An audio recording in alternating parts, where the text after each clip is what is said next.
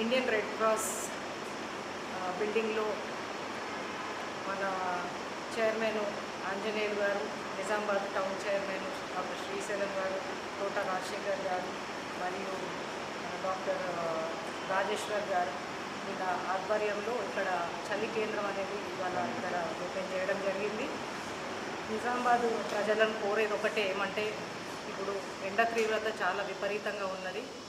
ఈరోజు చూసుకున్నట్టయితే మన నార్దర్న్ తెలంగాణలో ఆదిలాబాద్లో కానీ నిజామాబాద్ కామారెడ్డిలో ఆల్మోస్ట్ 45-46 డిగ్రీస్ టెంపరేచర్ ఉన్నది.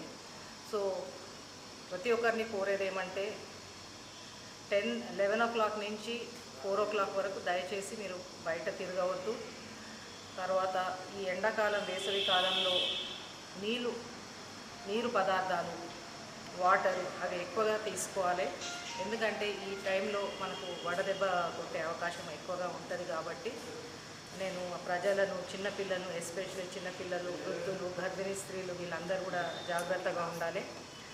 సాయంకాలం 4 గంటల తర్వాత కానీ 11 గంటల లోపు కానీ మీరు ఏ కార్యక్రమం చేసుకోవాలన్నా, ఏమన్నా షాపింగ్ పోవాలన్నా, ఎక్కడికైనా వెళ్ళాలన్నా కూడా ఆ టైంలో వెళ్ళాలని కోరుకుంటున్నాను. ఎందుకంటే ఈ వడదెబ్బతోనే అనేకమైన ఆరోగ్య సమస్యలు వస్తాయి. కాబట్టి నేను అందరినీ కోరేది ఏమంటే జాగ్రత్తగా కాపాడుకోండి మీ హెల్త్ ఈ వేసవి కాలంలో.